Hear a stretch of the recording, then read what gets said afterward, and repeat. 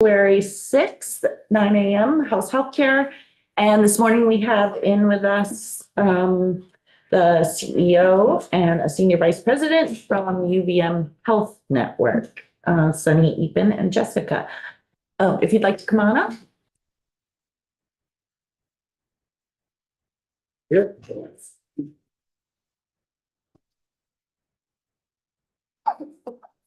Good morning. I don't believe you've been, would you like us to really quickly go around the room and just introduce ourselves to you?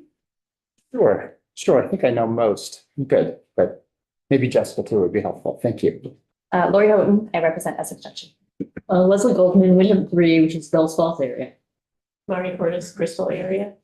Upper McFawn. I live in Barrytown, represent Barrytown and Williamstown. And Alyssa Black, I represent Essex. Casey Burback, I represent Winooski. Wendy Critchlow, I represent Colchester.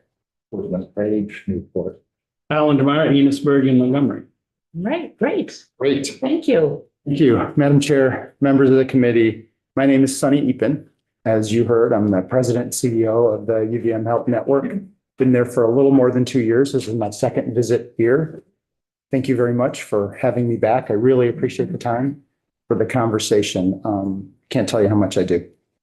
I want to just start with the one thing that I truly believe that I think I want you to really hear. And if you walk away with nothing else, this is the most important thing. And this is the thing I've been talking to with our leadership across our network. The one thing, the one reason that we exist is to serve our patients and to serve our communities. That's it. That's the only reason we're around. And everything that we do, everything that we fight for, everything that we argue about, the care that we deliver is what we are all about. And what that is how do we deliver high quality, accessible, equitable, affordable care to our community?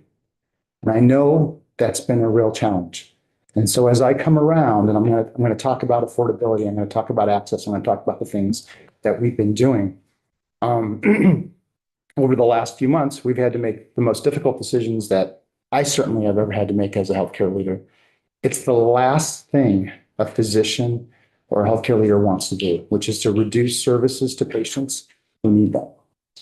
And that's exactly what we had to do over the last few months to comply with the really challenging budget orders from our regulatory folks who had a really difficult job to do. I heard a lot from our leadership. I heard a lot from our providers and the caregivers that were impacted. And of course, I heard a lot from our patients. I just want to read a few quotes, good and bad, to start it off. And then I know there's slides flashing behind me, but we'll hit those as well. But I just want to read you some quotes. And this is just a small number from a large number that I've received, and we continue to receive. One quote: "For years, I've been so pleased with the medical care that I've received at UVMMC that I'm startled to even imagine that I may no longer have that confidence. As an 81-year-old with Parkinson's disease, the news is unsettling. No, it's frightening. What will be next? I worry for myself, my 82-year-old husband who's plagued with many medical issues, my children and grandchildren." That one really hit me. My mom has had Parkinson's for 30 years. She is totally immobile, gets 24/7 care at home. I spent a week with her 2 weeks ago. My dad is in his late 80s. Totally understand and relate. The medical care that they get in their environment around outside of Chicago is critical to them. It really hit home with me. Quote 2: "I think many community members would like to know what they could be doing in response to the concerning state of medical care in Vermont. People are forced to wait months and months to see doctors. For some specialists, it's even longer. Medical personnel can't afford to live in the area and are leaving in vast numbers. What can we do?" End quote. Number 3, quote: "Having recently brought my husband home from the hospital where he received the best of care by the best of people, I strongly object to the recent cost-cutting recommendations.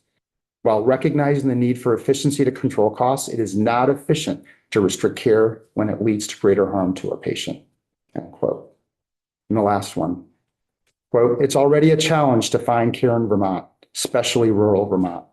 I know I've considered leaving Vermont due to the inaccessibility of healthcare." end quote.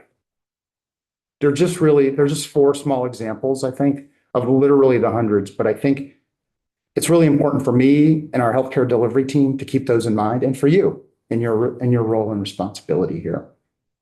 I can't see the slides, of course, but you can see that's what I'm going to talk about today. And maybe we'll can we go to the next slide?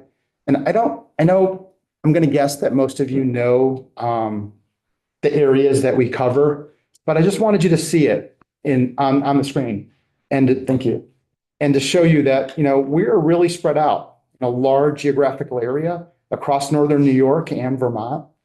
Of course, we're centered at the University of Vermont Medical Center as our base as an academic healthcare center, within which we have a cancer center, cancer hospital, a pediatric hospital, really serves the needs of this entire area, not just our network, but the entire area. And we have an enormous amount of resources that go out for the whole area because of that. We also have a home health and hospice, which we really drive because we know that the future of what we need to do is how do we make care happen outside of the hospital and outside of emergency rooms. And we know that what we need to do is take this group of facilities and connect them and integrate them so that we can deliver care more efficiently and effectively by becoming truly like thinking about the one patient, regardless of where the provider is and where the patient is, that's our patient. I want to hit a couple of big points and then I want to stop and pass to Jeff then and answer questions. Our combined strength as a health system, I think I just want you to remember what a difference it's made in the lives of Vermonters through the COVID pandemic. We were able to come together and stand up additional beds, additional resources. We were able to leverage our size to get personal protective equipment, not just for us, but for the entire state. And when the next pandemic comes, we're going to need those resources again, because we're going to be largely on our own to be able to deliver that as a state. It's really important that everyone remembers that we're private, but we're a not-for-profit organization with that goal that I stated before. We don't have any stockholders. Everything that we do to be sustainable is so that we can reinvest in our communities and the people that serve us. It's to be able to get the equipment that we need, maintain the elevators and the emergency room so we can serve our patients better. Some of the things that we do lose money consistently. We just learned about this with dialysis. We knew about it. I think the whole state learned about it with dialysis, right? We've been losing millions of dollars a year providing dialysis services, not in our hospitals, but in other hospitals and other areas. There was a feeling that that could be done less expensively if it got out of our hands. We were totally willing to try to do that. Steve Leffler, the president of the University of Vermont Medical Center, with the Green Mountain Care Board, went out and visited each of those hospitals to try, and we wanted the services to be moved to those in those hands. Those hospitals wanted to take care of those patients and provide dialysis services. They could do it, but only at a very high cost, just like us. They wanted to do it, they couldn't afford to take the $1 million+ of loss every year. We can't afford it either, but we're going to continue to do it because there's no other provider in the state. Some of these services that we do at low volume, high cost, we do because there's no one else to do it, and they lose money for us. The way that we manage that is by doing other services that bring in more sustainable and more margin. We balance, because of the vagaries of the payment system, we have to balance some of those critical resources with things that bring in more. The other thing that's really important, I want to just point out here, is that when New Yorkers come to Vermont, and they do $250 million a year worth, they come to Vermont to get care. It allows us to get that economy of scale. It allows us to provide services here that we otherwise couldn't, because the volume of patients that are coming in are just too small. It's really important, besides the revenue and the taxes, but just for us to be able to be sustainable. And that is also really, really important. And after several years of losses through the pandemic, in 2024, we made about 2.5% margin, which is great because we have to be sustainable to be able to to continue to care for and serve Vermonters. That is on the very low end of what a not-for-profit needs to be sustainable year after year. The recommendation is 2.5% to 5%. It's also really important. We talk about days cash on hand and why that's important for us. It's because that's what keeps our bond rating where it is and keeps our interest rates low for the dollars that we borrow. When those go up, it costs us more money. It's more money. It doesn't go towards healthcare, just like the federal government. When interest rates go up, we pay more and more money into that just to pay off the interest. It's very, very May I interrupt you? You Yes. said your operating margin in 2024, you were able to get it to 2.5%. Is that across the health network? across the health net. Okay, thank you. That's all. I want to hit affordability. I know affordability is really a challenge. Healthcare is too expensive in the country, and healthcare is too expensive in Vermont. The challenges that we see here are happening all over the country, right? There is a shortage of doctors and nurses, period. We have to compete in a market that we have 20 to 25% fewer providers than we have today. It makes it really challenging. And it's particularly hard for us to attract them into our area now. Not just doctors and nurses, but everyday regular staff members that we think about that are cleaning the rooms, providing food service, moving patients around, that can easily shift to other jobs are doing it. And so that's raised our costs for everything that we do. I'm going to show you a slide about where every dollar that comes in and how that breaks out for us. We are really struggling with managing those expenses. Everywhere in the country, when you're in rural America, it's twice as hard as managing your expenses when you're in urban. Our system is set up for urban centers, not rural centers. On top of that, in Vermont, we have particularly challenging problems. Mike's filled me in on this more so than I even knew, but we're poor. We have Medicare and Medicaid at higher rates than the rest of the country, and we have a poor state in general in that population, and it's expensive to live here. So we're rural, it's expensive, we're poor, we're old, we're complex. That adds to the challenges in our affordability space that we're trying. The only way that we are going to be able to take this on is totally to work together. Our regulators, our legislators, all of our providers. And I want to tell you, we're here anytime, day or night, to work with you to try to get to that. Right? It's complicated, but we can do it. We are doing a lot of things to try to help with affordability. I'm going to go in 3 minutes. I'm going to finish up. We do have a number of subsidy programs, financial assistance programs to help with medications. We've been putting those out and give you the details on that if you want. We have a care management model across our primary care clinics. Jessica's going to talk about that. We're doing things across the country, across the state, to try to rein in those costs by managing those high cost patients, high complexity patients, by trying to keep them, seeing them more often outside of the hospital so that they don't have to go to the hospital. They don't have to go to the emergency room. We have social workers and pharmacists that are meeting and are embedded in our primary care practices to try to do that. Our largest expense is our workforce, and I just mentioned the national staffing shortages, but we have worked really hard to put in place, not just money, which we have. Our wages have gone up to try to keep those, but we've also created an environment where people are really committed to the work.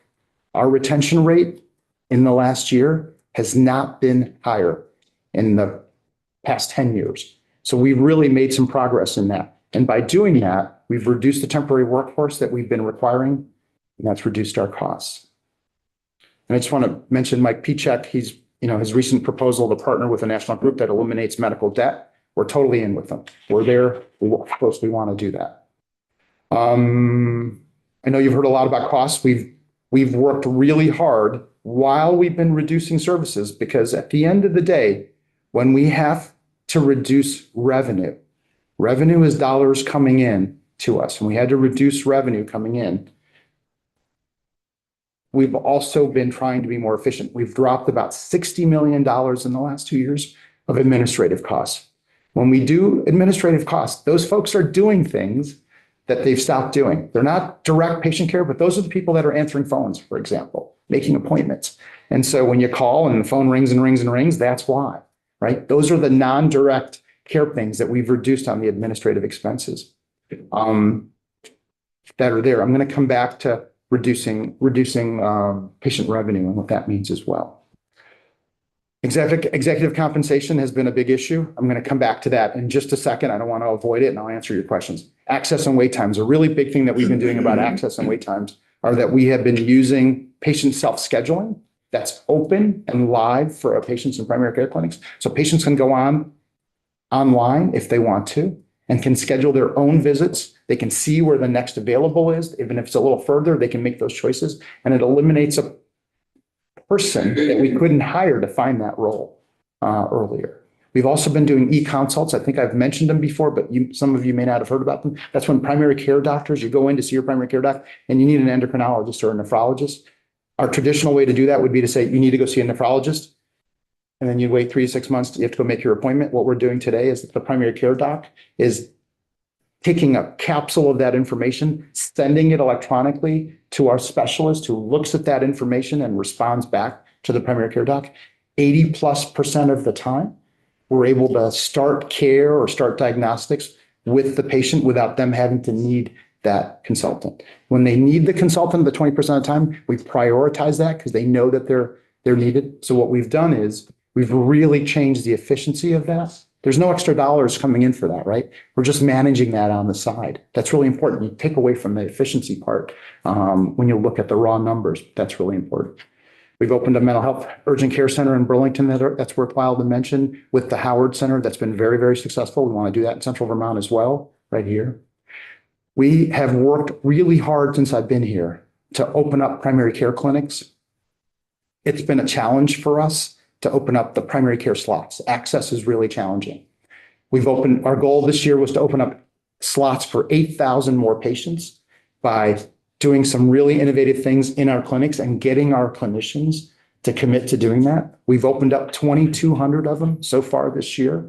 But remember, when we do that, revenue goes up, NPR goes up. So we're battling this. We've got to be careful about not exceeding what we're allowed on the revenue piece while we're opening up access, right? I'll just touch on that revenue piece for a second. Revenue is care.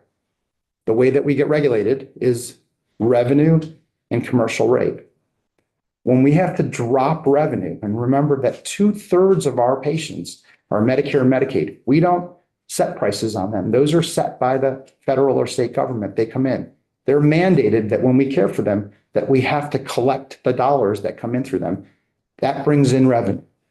Doesn't matter how much expense I cut on the back end, that doesn't change the revenue coming in, right? So we're cutting revenue, we're not cutting expense. Our commercial rates are places where we can negotiate, set by the Green Mountain Care Board, but there's an opportunity to make an argument for why we need to do that.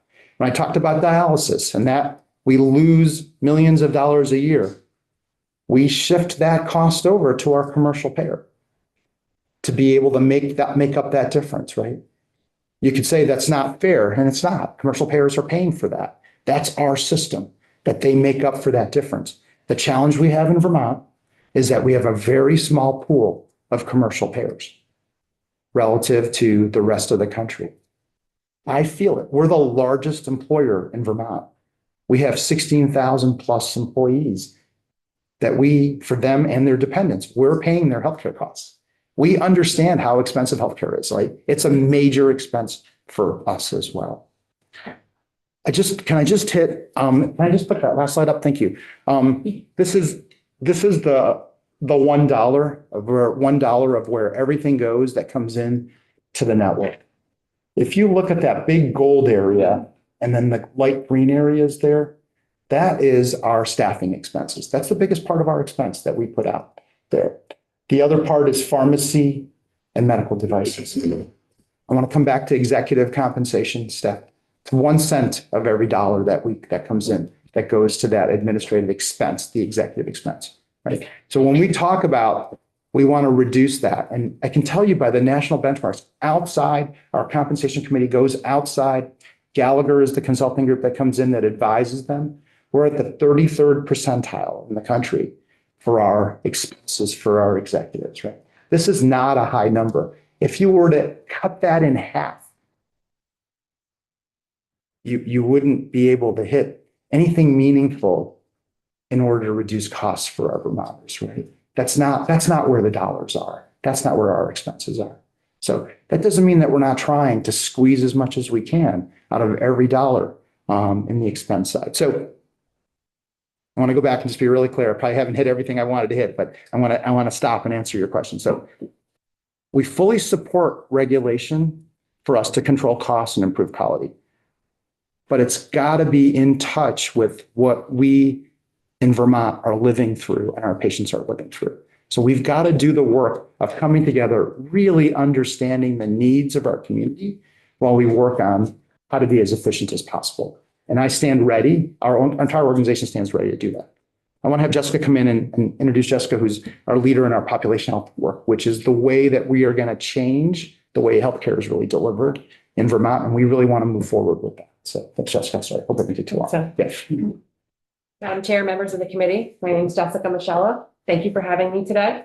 I am the Senior Vice President of High Value Care for the UVM Health Network. And because I don't know many of you, and this is my first time here, I'm actually going to tell you a little bit about myself because I think it's helpful for you to have some context about who I am. So I started my career as a Peace Corps volunteer. I have a traditional public health background. I ran AIDS programs in South Africa and in the greater Boston area. I was responsible for running 2 HIV primary care clinics. I opened and ran school-based health centers. I did street community outreach. I connected with community-based agencies. That's the foundation of who I am. That's what I bring into the work. I think about the complex, vulnerable patient, whether it's in La Paz, Bolivia, whether it's in Soweto, South Africa, whether that's Somerville, Massachusetts, or right here in Burlington, Vermont. The programs and services that we are building to take care of people that Sunny referenced when he talked about social workers and nurse care managers and those who are navigating community resources, that's the face of these individuals. So we have just over 6,000 patients that we have enrolled in our longitudinal care management program. Those are programs that meet with patients where they are, truly where they are, in location and in mind and well-being. We assess their health-related social needs. Do they have food? Do they have transportation? Do they have a place to live or sleep tonight? And how does that impact their health? How do we support our primary care providers as extensions, as care team members, so that they can be the primary care provider and not the social worker, which is a very complex human service system. I'm going to tell you a little bit about one particular patient, Jim, and we have a video about Jim, so you can see this and we can share it with you later. Jim got diagnosed with diabetes, was gainfully employed and loved his job. But as a result of his chronic condition and the challenges managing that, it got harder and harder for him to work. He eventually was no longer able to work, and as a result, he lost his health insurance and was no longer able to afford the insulin that he needed. And so he was essentially taking a month's worth of insulin and trying to make it stretch for as long as possible. And in his own words, was essentially subscribing himself to a path to a slow death, because he knew he wasn't going to be able to afford it and he wasn't going to be able to make it anymore. We implemented through our Population Health Services organization, which is alphabet soup, to say we think about the ways that we take care of people and what are the resources that we can put in place to do that. We reached out to Jim, we connected with him because we have data that can inform us now to say, oh, these patients look like their diabetes might not be controlled. Someone needs to connect to them. You have hypertensive patients that you haven't checked their blood pressure in a while. Someone needs to reach out to them. So now that we have informed data, we can do that. We found Jim, we talked to Jim, we connected him to his primary care provider. We found pharmacy programs for Jim. We were able to really turn it around. And in his own words, it's really, truly a night and day. And it has made a lasting impression. He's now thriving and is able to access the medication he needs. And even his primary care provider really indicates in the video that she has seen quite a turnaround. So over 6,000 Jims now in our communities are patients that we're serving. And we don't do it alone. There's an entire ecosystem for this. We make connections to community-based agencies. Some of our social workers work in the emergency department and identify patients that have been there quite frequently and maybe don't have primary care in UVM Health Network. And in fact, just over 70% of the patients that use UVMMC's emergency department don't have primary care within the health network. So we catch those patients, we identify them, we connect back to community-based primary care. How can we help? What services can we put around these patients? How can we help the community? It is an entire ecosystem. You certainly can't do it alone. We and all of you are part of the solution. I want to make it, Actually, I do have a question about that. Does Please. the Health Network receive money from the Blueprint? Yes. Isn't this Blueprint money?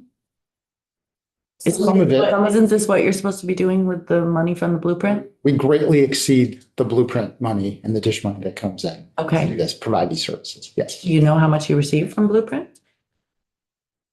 Not off the top of my head. We can get that back to you. Yeah. That would be great if we No. could know how much you received from Blueprint, how much you're spending for the Sure. coordination and population health through the community health teams. Leslie? And how it splits between Vermont and New York?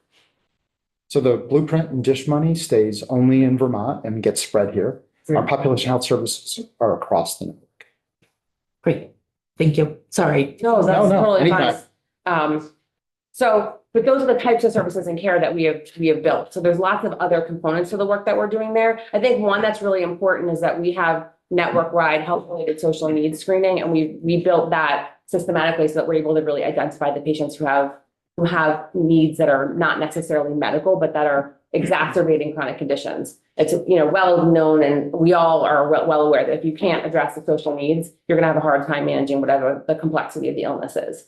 So that's a really important component. And yes, the Blueprint is a big supporter of this work, but certainly not the sole ability to fund all of the work that's needed given the level of complexity. And the housing crisis in Vermont continues to that. You all know this probably better than I do, but we can't house everybody who needs to be housed. And that our emergency departments are certainly not shelters, but in many ways function that way. And so what we're trying to do is figure out what are alternative sites of care and how can we provide care for complex patients. I really can't emphasize enough that this is core to who we are. So more recently, I've been talking about value-based care and population health. Again, those are jargon-laden terms, but they really mean thinking about understanding the population and how do you care for the population. It's not our side hustle, right? This is core to who we are. And an incredibly important part of that is how do we figure out together getting paid differently for delivering the care? I am very much entrenched in thinking about population health and value-based care payments. So the next segment of my career after I did public health work was I worked for the Commonwealth of Massachusetts for the Healthcare Quality and Cost Council, which is the precursor to the Health Policy Commission, which is the regulatory agency in Massachusetts. Thinking at the statewide level in the Commonwealth of Massachusetts, how do we think about cost containment, quality, and transparency? Spent time doing that and then transitioned into a larger healthcare organization to deliver population health services and complex value-based care arrangements. I came to Vermont because all of you inspired me to think about how can we do this differently together? I really do believe that the pieces are in place, the foundation is in place, and there's a lot of opportunity in Vermont to make real lasting change because of a lot of the things that Sunny talked about, but also because all of you and our regulator and many of the community members are really, really inspired by the same work. We really have the opportunity to make a big difference here. The challenges are in many ways, some could say insurmountable, as Sunny outlined. But I think together we have the opportunity to really make a difference. So that means we have to get paid differently, and we have to think about delivering care differently. That includes the use of technology, that includes the use of care teams, that includes the use of community providers. It's everybody. And I really look forward to the opportunity to answer your questions and to think more about how we solve these complex problems together. Leslie, did you have a question? I do, if I may. When you talk about population health, and what I'm hearing is that you're talking a lot about people who are already ill, people with diabetes, et cetera. What's your thinking about moving upstream and keeping your entire population healthier?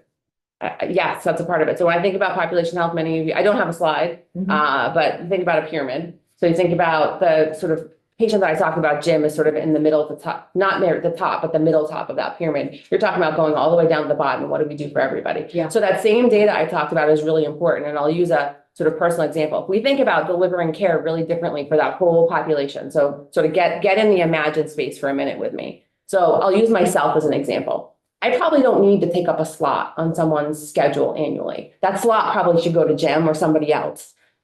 I probably need some labs. There's some cancer screening related things I need. Someone needs to be monitoring the results of those to determine whether or not, oh wait, this lab value indicates you actually might need to be seen.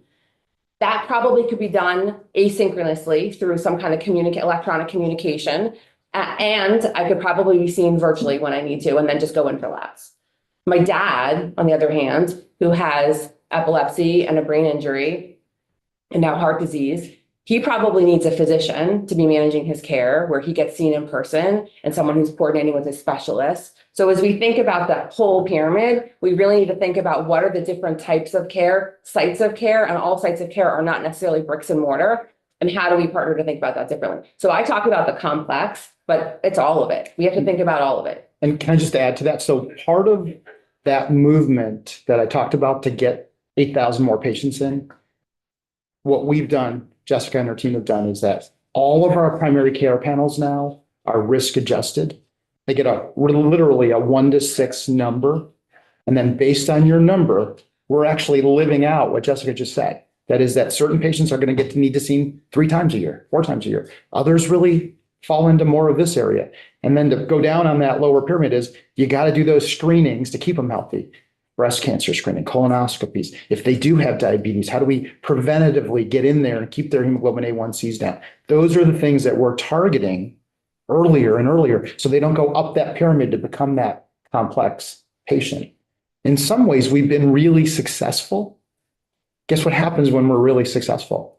People live longer and they get older and eventually they get to that top of the pyramid. But that is what we are trying to do. But by doing that, we've been able to stretch the number of patients that a primary care panel can open up to by setting these sort of parameters for them. That's what we've really done. And we had to bring our primary care docs in on the game to do this because that means that they're seeing more patients, but in their panel, they're dealing with them. But it's not that just them now. Now it's the pharmacist and the social worker that are managing the phone calls. That's what we're actually doing. It's real, it's live, it's happening. So how do you, if I may, Go ahead. imagine talking about habits? You're talking about people, again, you're talking about people who are sick. And I want to stop people from getting sick. So what about the bottom of the pyramid and intervening with habits before they turn, to keep people healthy? How does that fit in? It's a really big, it's a, I think there's research to suggest that only a portion of people's health or wellness is really served by a healthcare system. So you could sort of argue how much that is. Is it 15%? Is it 20%? Is it 7%? It's a smaller percentage, right? So I would say some of that is what's our public health infrastructure? What are we doing, with schools? What are we doing to support families? That's not necessarily, and from my viewpoint, something that is necessarily the responsibility solely of the bricks and mortar or the healthcare system. I really think that's community. And I think there's a lot of that in Vermont. In many ways, people like to be outside and there's a lot of physical activity. There's a lot of things in Vermont that I think work in Vermont's favor to think about that. And from my own experience, having kids in public schools here, I think there's great nutrition information. I was really surprised. So I have a middle school daughter who said to me at breakfast, I can't have a yogurt and a muffin because it's 2 carbs. And so then she started to talk about the nutrition in school. That was great information that was being conveyed by essentially someone who's serving the food. It wasn't classroom. It was understanding what you're consuming for breakfast and lunch. And here's how we talk about nutrition. Those are really valuable skills. So do you think that global budgets, which are being discussed for you, would mean more investment in the community for keeping people healthier? You see that as your role? I'm hearing not, is what I just heard you say, and maybe I'm misunderstanding. there's both. Mhm. So the global budgets would pay us differently and encourage the things that we're talking about doing so that we are getting out and getting those colon cancer screenings in or breast cancer screenings in, getting out to the patients, doing the work of going and seeing the patients at home, calling them earlier, things that are not in our reimbursement system today, getting that rewarded and getting out of the business of more studies, get into the get in the hospital before we get paid. Right. So it would shift that. And all of the community, the education, how do we get, it's really kind of the basic stuff of maybe outside of healthcare, but it's life. How do we get more than 50% of our high school students to go on to do some graduate work, go to college? That makes a difference in our community. How do we bring more working folks into our community? How do we build more housing? All of that has to go into what it means to be a strong, healthy community that's affordable, accessible, everything. So I think it's all of it. Thank you. I know we have some questions. I'm going to take chair's privilege. I just allow it. Well, I've been thinking about this for the last couple of days and I have a lot of questions. So, yeah, and I asked Topper's permission and he said I could. So all is well. So first of all, a couple of things that you had mentioned. So you were talking about dialysis and you were talking about, you said that this is a service that can be done more efficiently and for less costs in other places. And I'm wondering, what else do you do that can be done for less cost and more efficiently outside of the network?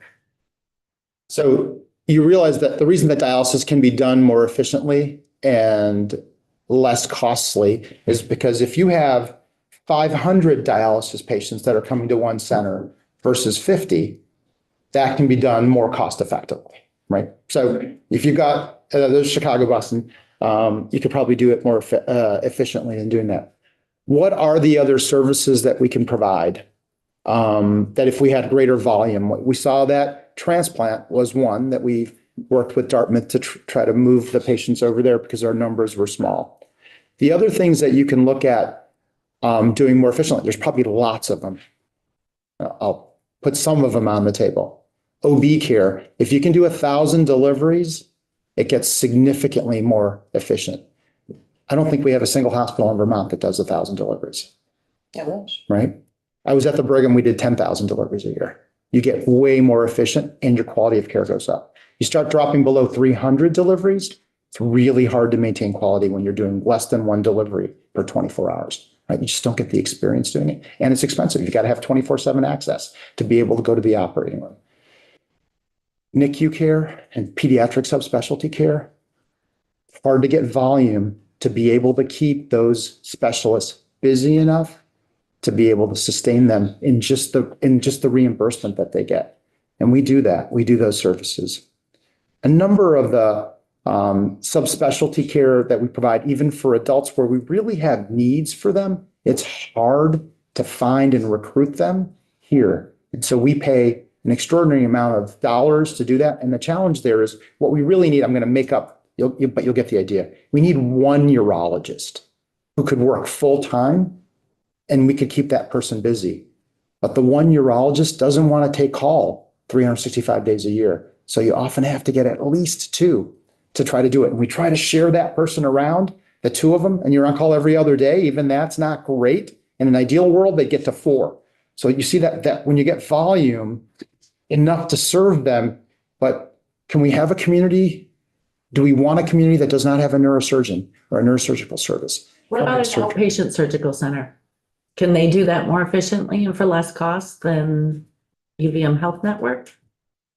They could, I think. Anyone, I mean, I think we could do it more efficiently. When you do things out in the outpatient surgery centers, they cost less because you can pay less.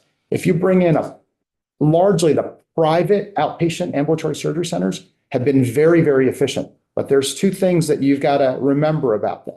One is they typically are standalone. They don't provide any care at night or the weekends. Or if something happens post-operatively, they've got to go someplace. They don't provide that care. That's number one. Number two, they typically cherry pick. They provide services to paying patients, typically commercial patients. They don't take complex patients. And they provide a really small niche, even within a specialty. So if you're an ophthalmology, otolaryngology, private surgery center, there's a bunch of things you just don't do. And the way that you don't do them is we don't have the expertise to do it, so we can't. It's not that they're not taking Medicaid or Medicare patients, right? So that's the difference of that. So if you don't, it becomes a lot less efficient, and they find it challenging to make money when you've got to take everyone that comes in the door and provide evening and emergency care for them. It makes it a lot harder to do it. But so there are models of how to do that. But so you got to make the playing field fair in that space to be able to do it. But I'm an advocate for people that I think that the capitalistic society can do things really well. You just got to hold them accountable to do everything, though. You can't let them get away with not doing the other things that you need to do. The challenge if we do that is that what happens is that the pool that gets left over for the UVMMCs and our other hospitals in the state, which are all not-for-profit, they take on the sicker, more complex, more expensive. And you're like, what do you mean? Why does that same procedure cost you more to do it? Because we only have the sick, more complex patients that are going to come in the evenings and weekends and do all that, right? That's the challenge. So you talked about operating margin for the network, 2.5% Last year, last year. Are all the hospitals within the network have an operating margin of 2.5%? no, Is there anyone with a negative operating margin? yes, So I wanted to talk to you about New York. sure. So now I have a very rudimentary understanding of any of this. I have no PhD in anything. I just see, information that's presented to Green Mountain Care Board.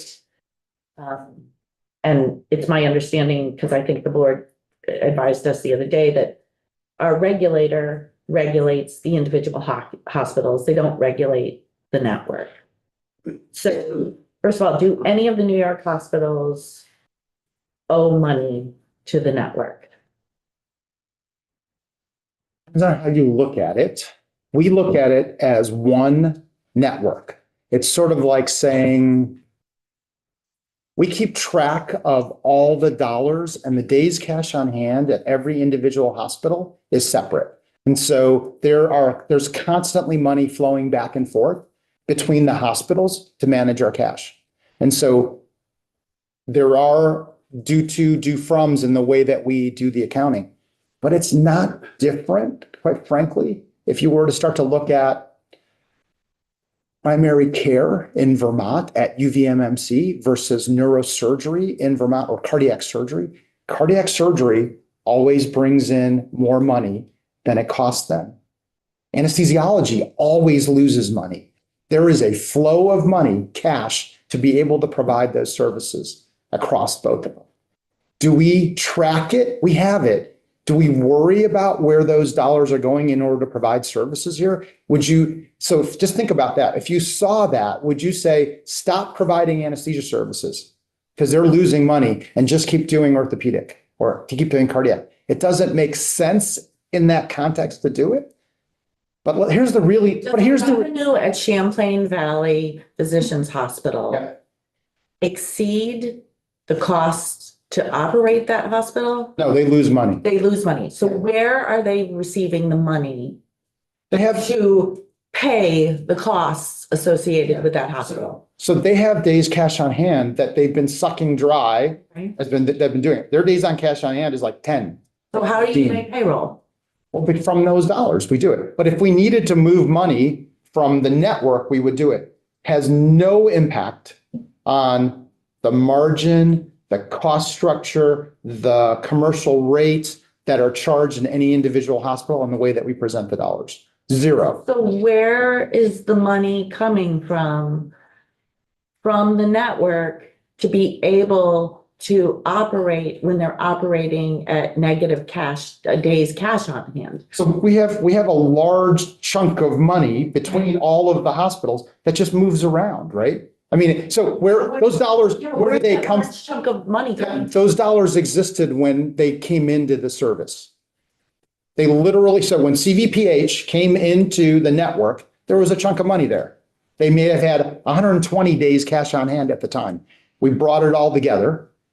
We still track it, and they're down to like 10 days cash on hand, but that was still there. We actually track it separately and keep track of that separately. Any given day, there's dollars moving to make that payroll, but it's still their days cash on hand to do it. Remember, When did you acquire them? before my time, 2010, maybe? maybe 2012, something like that. So they came in with 120 days cash I on. made that up because I don't remember, but they had some chunk of money. And that's what we've been continuing to track though from that time on. But you have to remember, imagine CVPH wasn't there. Those patients would all come to Vermont to get their care. What would happen here? What would we do? CVPH, so I guess my question would be, what was the census at UVM Medical Center? Let's just take UVM Medical Center as an example. What was the census in, and I'm just going by my memory, which is really rudimentary, around 2010. So let's throw out the year 2009. What was the patient census at the medical center in 2009 of New York patients? Sorry, I can't answer that. I don't know You're it. making the argument that if the network didn't own the New York hospitals, that somehow those patients would never come across the lake, Oh, no, they would come and they would come at a greater extent. And all of them would come because patients don't care about borders. They go where they can get the care that they need. And so for us, and all of those patients would come here, and then it would be even a bigger mess here. And they're largely the patients that do that out of necessity that come over here. If you don't manage who's going to come over here, they won't get care in New York. They'll just get care here. It'll just crowd out the Vermont hospitals with largely low revenue or low margin services that would make the situation even worse. The $250 million that we get, that we manage and we try really hard. Our goal is keep New York patients in New York and try to provide care there to the best of our ability. Bring the high complex patients, have them come here. But, patients will still move. Our job is to keep them there as much as we can when we can do it. But they come here, we provide the care. Unless you tell us that, I don't think we can actually. We can't, people show up at the door, we've got to provide care. We can't not provide care whether we want to or not. But it does New York impact. hospitals owe the network anyone? Not in the way that we manage it. It's sort of like saying to IBM, Is there a liability on your no, balance sheet? no, there's a due to, due from that we track. Okay, But what it's, is due from? it's because of that movement of cash in order to make payroll that gets tracked locally and that gets equilibrated by the end of the years. Typically, it just keeps rolling. It's sort of like saying IBM's got 3 plants and they move equipment around, people around to take care of them. It's all IBM. It's all GE. We don't use the blueprint dollars for anything other than Vermont. We don't use New York state dollars that care for New York patients, anything other than New York. We're very careful about what the rules are around that, but it doesn't change that. I know you want to, because they're not doing it. Elizabethtown is our highest performing hospital, by the way. Their margins are the highest in New York. Patients from Middlebury go to Elizabethtown to get care sometimes because it's faster to go get that there. They move dollars back and forth if we need to, just the same way. It isn't different. We think about it as one entity. If we were to separate it out and do it, it would look the same. Most of our hospitals in Vermont that do move dollars around, you don't see it. I'm sorry. No, did you have a follow-up? And I apologize, I have to go. Thank you for this. I just want to make one comment on your Global Foundries comparison. Global Foundries money comes from businesses and other sources. That's their revenue. Your money comes from Vermonters paying for their healthcare. And so there is a real concern that looking at it from a health network mixes that money up in a way that is driving up Vermonters' cost. And so I just would be careful of that analogy because it's very different. Yeah, so thank you, Representative. It's different in the way that you describe it. But I guess the point I'm making is that it doesn't impact the expense to Vermonters. It does not impact it. We have 40%, 40% of Dartmouth's inpatients are from Vermont, right? Vermont dollars are going there all the time. That impacts us in Vermont much more so, right? Because those dollars that are going there are typically valuable dollars that go over there, right? That's much more, and it totally leaves us, totally leaves our system. That's much more analogous, I would say, than because we maintain those days, we are rigid about maintaining those dollars. It actually doesn't impact. I know it's hard to imagine it. We've shown it. It's transparent. where those dollars are. If we were to blend it all and you couldn't see it, and we maintained days cash on hand across the entire network seamlessly, and everyone had one days cash on hand, then you're right. You couldn't differentiate. We actually differentiate it to keep the dollars separate for that reason. Okay, that's hard to see, but I appreciate that. And I apologize. I have. Yeah, thank you. Topper, well, I knew Topper had a question. I think, Mari, did you have a question? I have a number of comments and 4 questions. Okay. So you could be patient with me while I get to those 4 questions. And I'm responding to the current situation as well as some of what I've heard you say today. I appreciate the quotes. I do agree with the quote that you shared about from someone who said it's not efficient to restrict care when it leads to patient harm. I would agree with that. I have my own quotes. We have a lot of quotes about the great care that we provide at my own hospital, UVM Medical Center. Patients that tell us how the care that I provided and that my teammates provided was life-saving and life-changing. The issue about our dialysis units and in a hospital budget having to subsidize in effect the units that are not revenue producing. We have to support those units because they're a need, they're a critical need. Dialysis units are a critical need. None of that is new. And we've known about the dialysis units for decades. And I'm sure you know about when Fletcher Allen wanted to sell the dialysis units to a multinational for-profit company called Fresenius, questionable quality outcomes. They had very concerning history of fraud and dangerous run times. So we keep talking about quality, but when we're looking at access and quality, we need to keep those in the picture when we're talking about closing or repurposing or selling off parts of the hospital in a very rural state. Again, I'm sure that dialysis in the state could be run more efficiently if everyone in the state who needed dialysis could drive 3 hours to get their dialysis, 3 hours one way, 3 times a week. But that's not how our state is set up. And yet we still have people who live in the very rural areas of Vermont who need their dialysis clinics in Newport, St. Johnsbury. They need those clinics. And I've been at UVM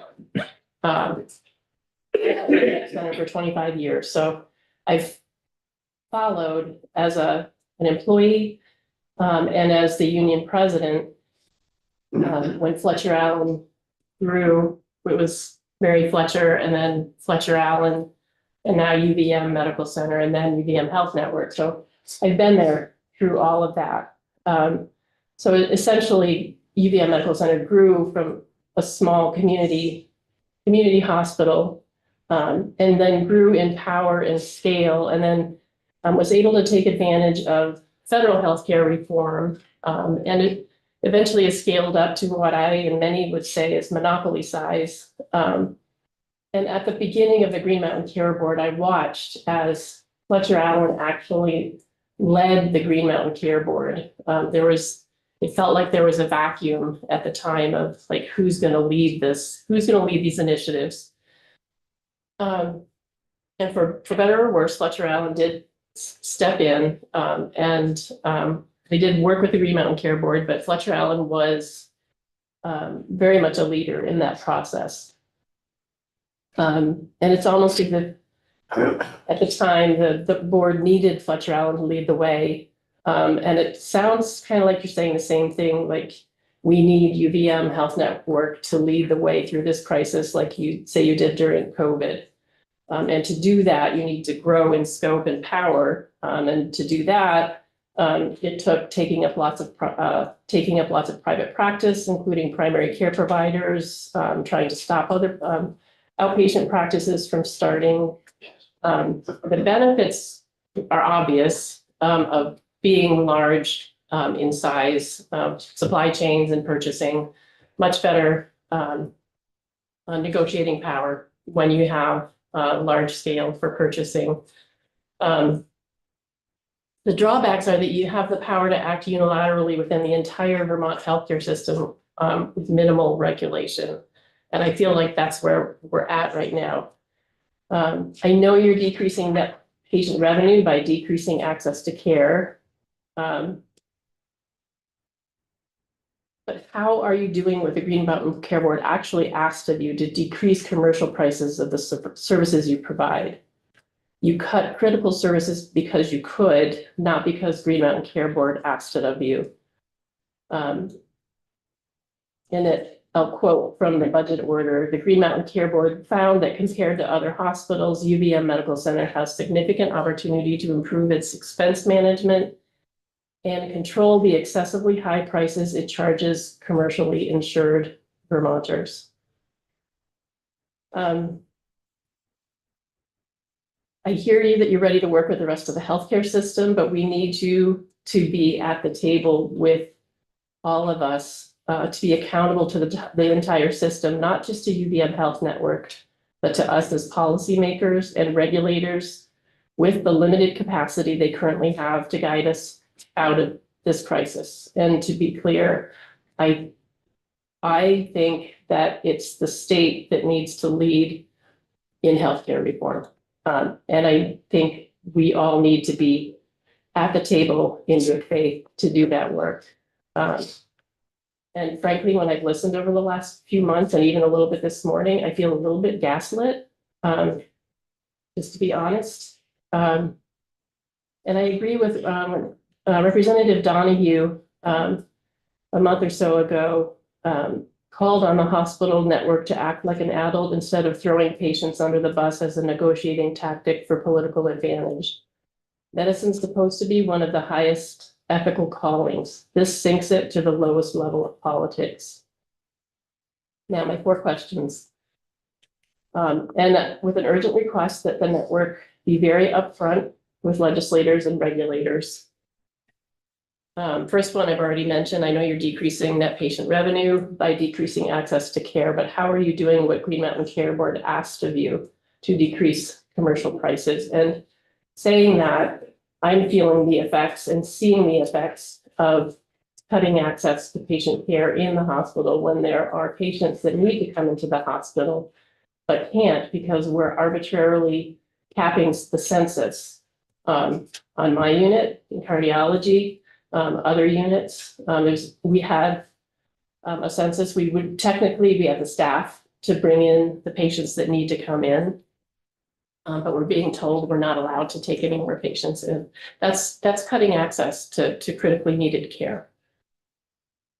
That's the first question. The second question, how many vice? Can I answer them as you're going? I'm afraid I won't remember. I'll write them down, but you'll have I'd to. rather get to them all. Okay. But the other 3 are I think, pretty straightforward, and I can send them to you in an email to make it easier. The second one is, how many vice presidents do you have at UVM Health Network? How many vice presidents do you have at UVM Medical Center? And the last one is, please send the House Healthcare Committee the current, not the 2-year-old 990s, but the current total compensation information for all of those positions, including bonuses. And that would be for the most recent fiscal year. FY 24. Yeah. So the commercial rates that we had to decrease, I'll just go, we are 1% below where we were last year. First time in my healthcare experience that commercial rates have ever gone negative and below where they were. And that's despite our increases in costs that were really clear in our pharmaceuticals, in our healthcare workforce. Despite all of that, the rates have gone down. That's number one. Can you be more specific about how you did that? Was it with specific services? Was it like within reducing the cost of CAT scans and MRIs, or So was it across the board? Yeah, so for the biggest provider, insurer, that's Blue Cross Blue Shield for us. It was literally a -1% on every service that we provide across the board. Okay. So remember that the total cost is the cost per service and the number of times you get that service. Yep. Is the way, but yeah, totally across the board, we did that. When you look at what we in 2023 had revenue of $80 million more than we were budgeted to have. So the enforcement of that was $40 million in FY25, $40 million in FY26 that we had to relieve. We had to go down by that on top of everything else. The $80 million that came in, remember, 2/3 of our patients are Medicare and Medicaid patients. You could decrease every expense that you wanted. Those revenues would still come in the door. The expense side of the management that we are aggressively trying to do does not change the revenue side of it. Right? I mean, does that make sense? It is a separate question. Okay. So when we go back, but that's really, so I don't know how to reduce that revenue without reducing the care that we would provide. I don't have an answer for it. On the commercial side, and the challenge for us is that when we reduce that revenue, okay, that revenue, we can't bring that revenue in. We have to reduce expenses behind it. Otherwise, all those expenses that existed to deliver that care still exist. We've got to reduce the expenses on that side, which I don't know how to do unless we relieve people of their roles, right? On the commercial side, when we reduce the rates, which is what we are doing, right? That was my question, was what are you doing about reducing the commercial rates? Yeah, so they're down by 1%. And so at the end of the day, the total dollars that come in have to drop by that $80 million that come in. I don't know how to do that without reducing the services that we have to deliver. And you might say, well, why did you drop dialysis? Right? Why did you do that instead of doing cardiac surgeries? Like we could have dropped cardiac.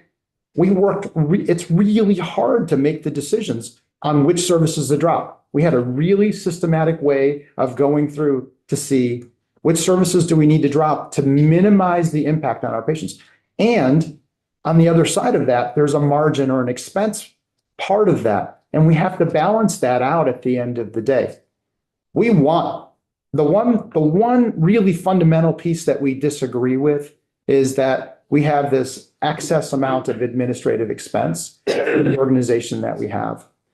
And we've been working really hard to prove that point. We are open to having an outside consultant come in and look at that. We use national benchmarks to establish what our costs are for the administrative expenses for the organization and the care that we deliver and the revenue that comes in and the expenses that we have.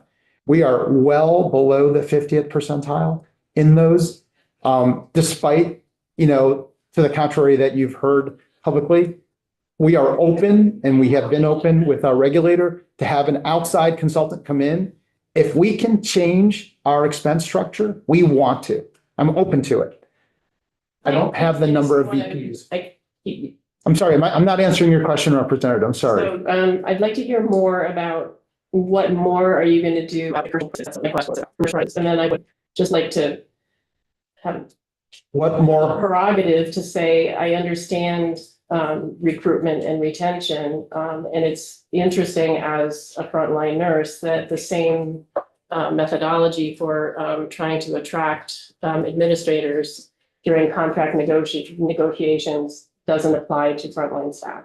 I'll just say there's not an equity there about how the hospital determines how to attract and retain nurses.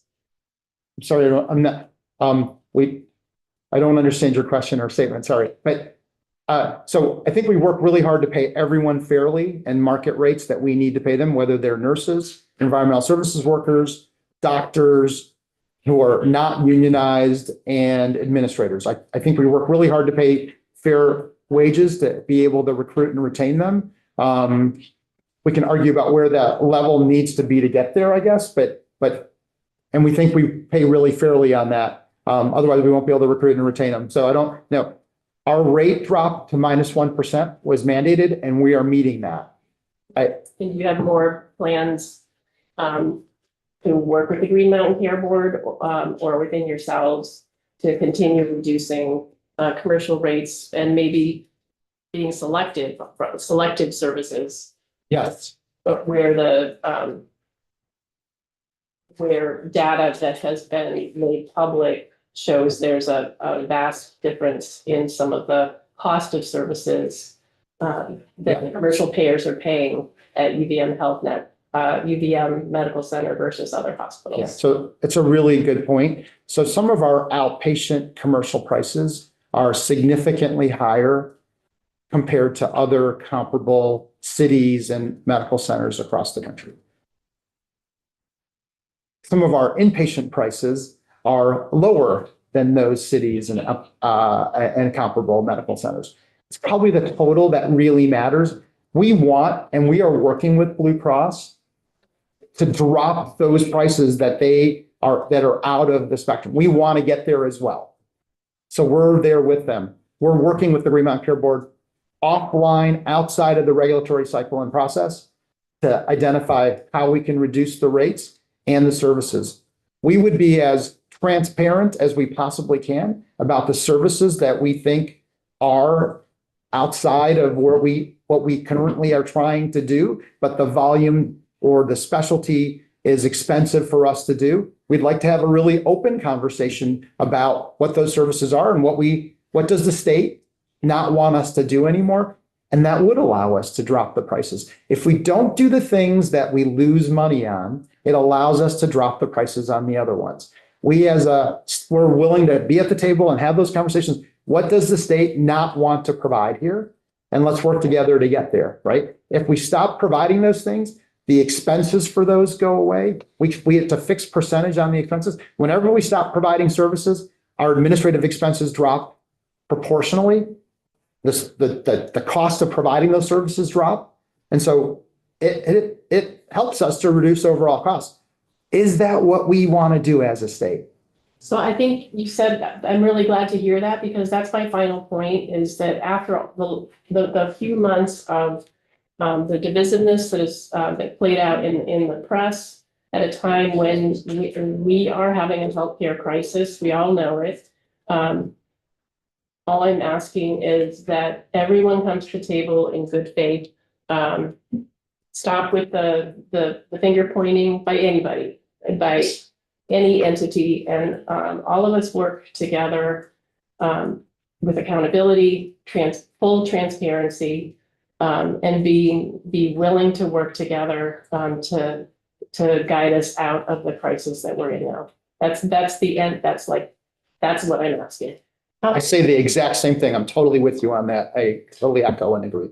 Albert, did you have a question? Yes. Thanks for coming in.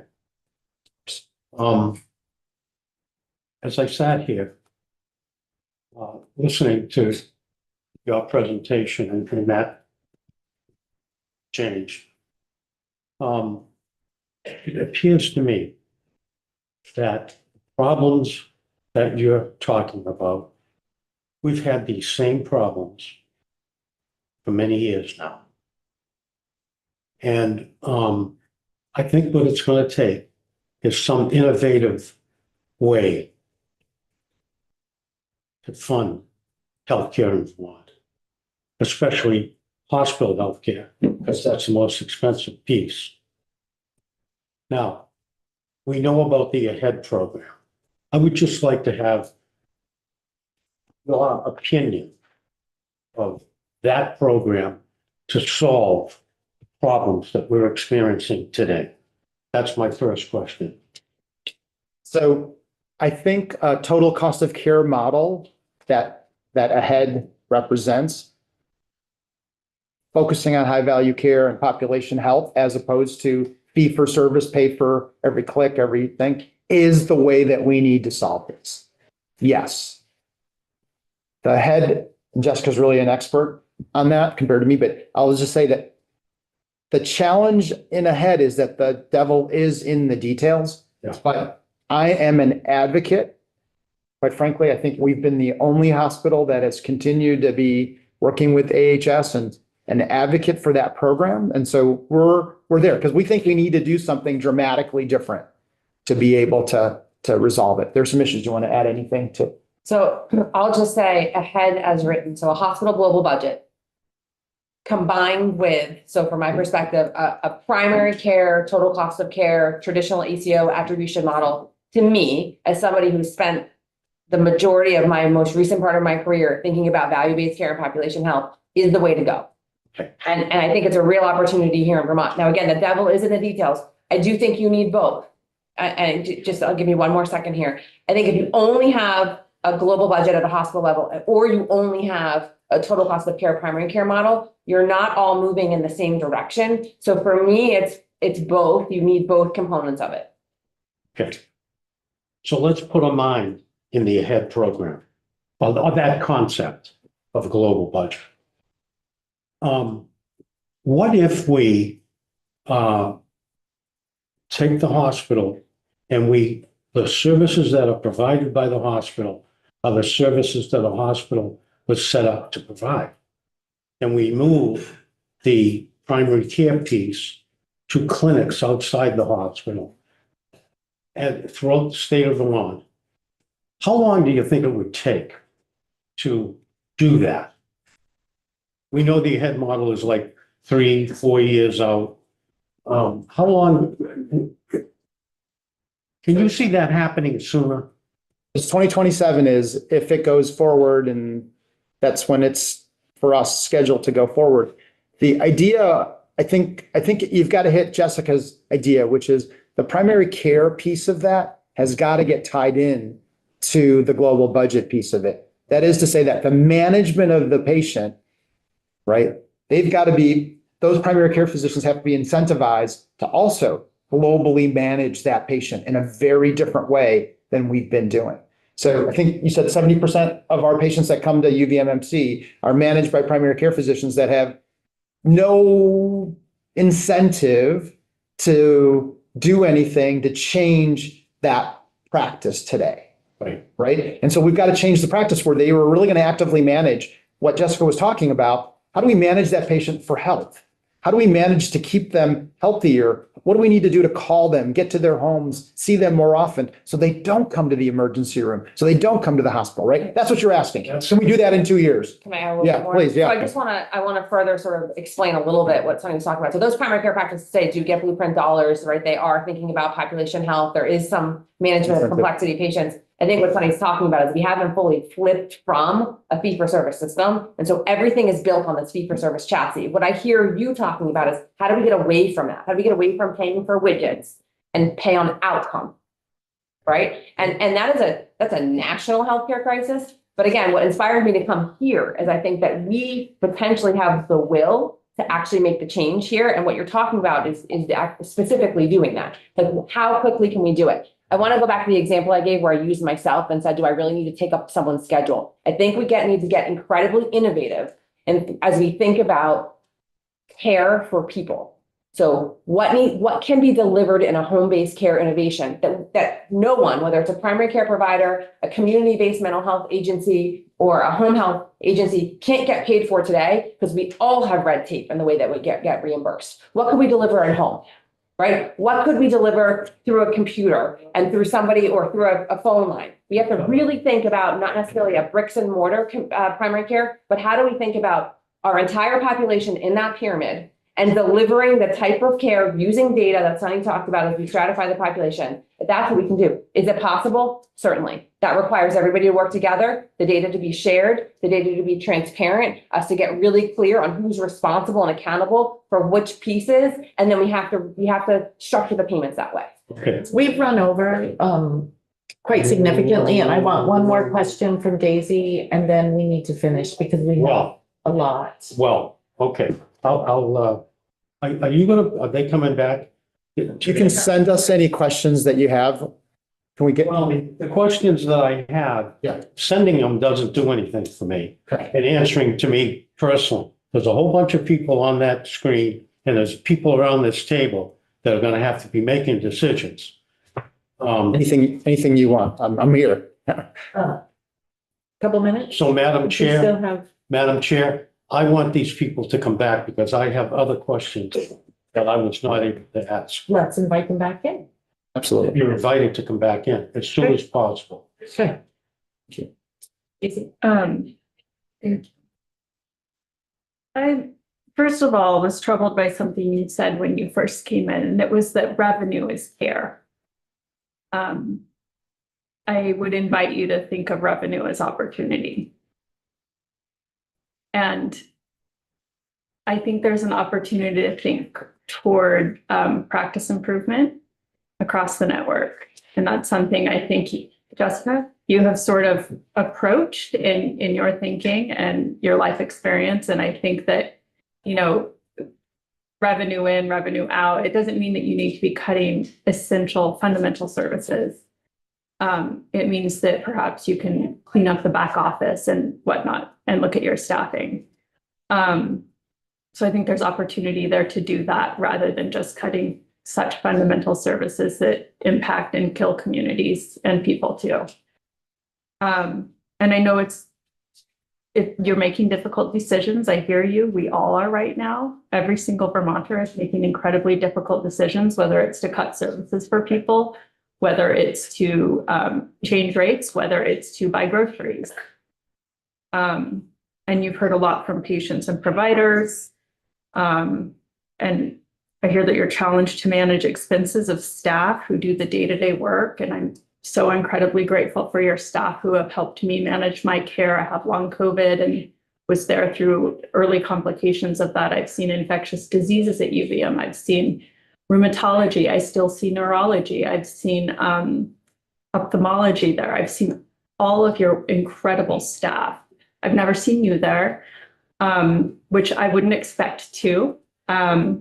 But those people who do the day-to-day, many of them are also my constituents. And I know what they don't get paid. And I know what you get paid.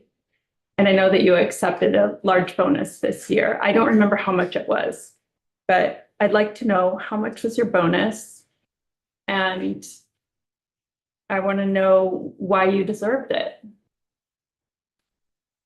Is that your question? Yeah. What was the I'll come amount back of to the that. bonus and why It was- did you deserve it? I'm happy to send it to you. I think it's approximately $400,000. And I was recruited to come here and excited to come here because of the opportunity that I thought that I could make a difference here. I was recruited at a salary that I accepted when I came here with the opportunity to have bonuses. The bonus for FY24 for me is set by our compensation committee. I don't have anything to do with that. They give me the criteria that I need to meet. For FY24, that was in September of 23. If you meet the criteria, just like it is for our executives, it's a contract of sorts that they make that if you hit those numbers that you're supposed to, which is partly the margin that you heard, but more than half of it is quality, patient experience, employee experience. It's very specific criteria that we manage to. Why do I deserve it? I don't know if I deserve it any more or less, but that's the arrangement and the compensation committee that looks at it, that brings in an outside consultant and says, these are what we think are fair wages for what you are doing for our organization. If my board says differently, then I go differently. I mean, I do different things. They're the ones that are determining that for me, and they're laying it out. So it's like I don't know how to say that or how to. I think it was a fair wage for you, a fair bonus for you. I think it was below my total compensation is below the 50th percentile for other people doing the same job that I'm doing. So is that fair? I don't know what that means in that context. I'll ask it a different way, Is it fair that I get paid less than the 50th percentile for the work that I'm doing? different way, just to make it crystal clear for you. Could you have not accepted your bonus? Yes, And did you consider that? we did. We, The leadership team considered, should we not accept bonuses this year? And is that the right thing to do? And we decided that it was fair for us to get that. and at the same year that you're making cuts in essential services for Vermonters. In the same year that we made essential cuts. They were What's disconnected. the mission of the network? Can I tell you that they were disconnected years, even though it won't matter to you, I think. FY '23, FY '24, FY '25, we made cuts in FY '25 as a result of the budget orders that came in FY '25. The payments, even though they happened in FY '25, were as a result of what happened in FY '24. Right? And so I know it feels like it happened right there, and it did, but it was due to a contract that was made before that. Can you just close by reminding us what's the mission of the UVM network? Everything that we do is for our patients and for our communities. Thank you. Thank you for coming in. Thank you, and apologies to everyone in the room who were running behind. This was terrific, and we're so happy that you came in and saw us today. Thank you. Thank you for your time. We would love to have you back. Thank As soon as we you. can come back, I'll be happy to come back. We are gonna quickly move on and to Laurel Ullman, who is on Zoom with us. And we're pivoting to mental health in schools. And Laurel, thank you so much for your patience.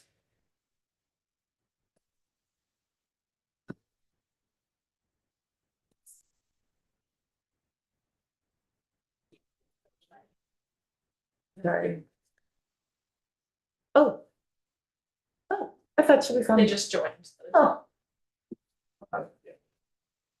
You can live. I thought we were gonna have you on Zoom, because all I could see was your name on Zoom.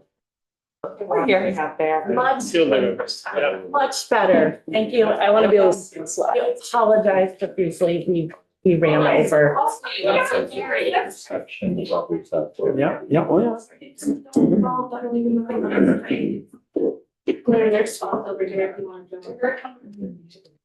Thank you for coming in. And, you know, just to, and I had said this yesterday, one of the things that we're looking at in the